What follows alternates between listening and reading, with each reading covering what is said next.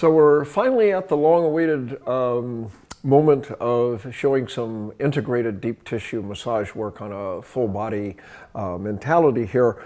I have to admit that I was a bit surprised at, by the time we finished the preliminaries, how long this DVD or video series is going to be. But I think it's crucially important that you have a purpose, that you are not doing rote strokes or cookie cutter routines. And to do that, you have to know what's going on in the body and have some goals of what you want to have happen in the body rather than some goals of what strokes you're going to do.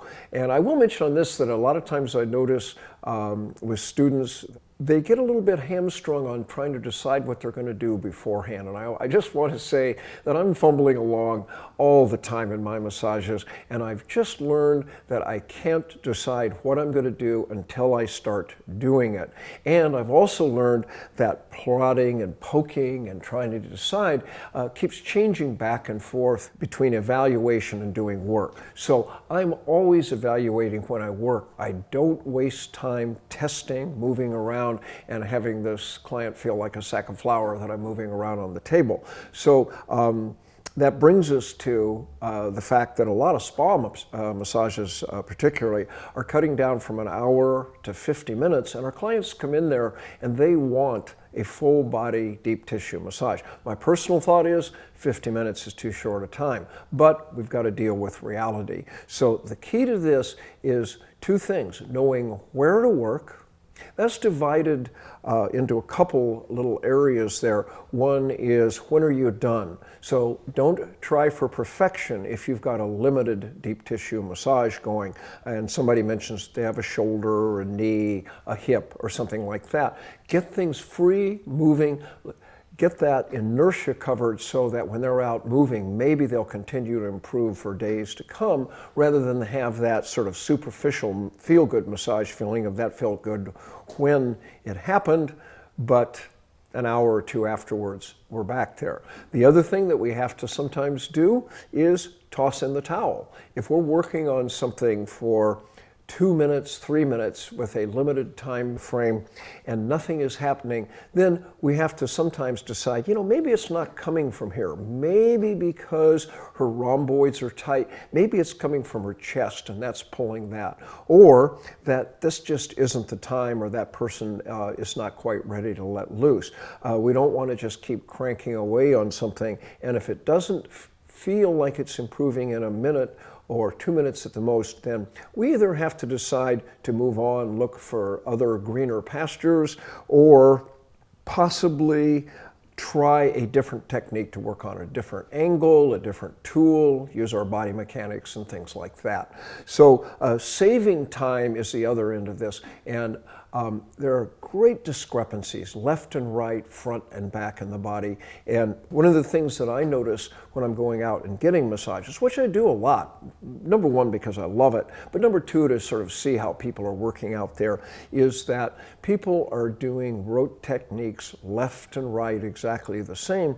And if you're working on something and you've noticed a lot of tightness in the left shoulder girdle and you get over to the right and it's moving freely, then move on. Don't feel like I've got to spend exactly the same amount of time there. And that brings up another little philosophy I have about body work, and that is focus on what is working right in the body. So many times clients come in and they've been told by either another massage therapist or their chiropractor or somebody, this is wrong with my body, that's wrong with my body. And in our culture, it's just so easy to be down on our bodies and be self-critical. So I'm often focusing, if I notice somebody has a shoulder that's really tight, instead of bringing this up and saying, boy, this shoulder really feels tight, I'll do a little bit of work on the other shoulder, evaluate what might be normal for that person, and say, this shoulder really feels great. Let's see if we can get this other one a little bit freer and see if we get a little better balance in your body, rather than saying, boy, this shoulder really needs a lot of work. Another part of trying to decide what we're doing is to escape from this set ritual of starting somebody face down, do half your massage or 60, 65% turn them over, work in supine, and the massage is over. I have the luxury of being able to talk to people beforehand, tell them they're not on the clock, and find out what's going on in their body.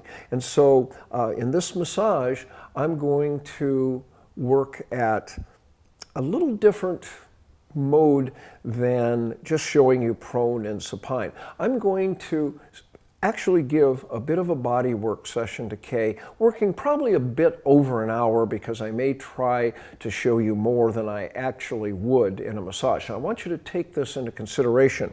I still am working faster than I would in a regular massage because I don't want to simplify this too much. I want to show you a lot of alternatives. You have all sorts of tools in your toolbox, and the real skill to giving a good massage is using which tools you need in the areas that need it. So I'm actually going to start on Kay in the supine position and work into seeing what her body tells me.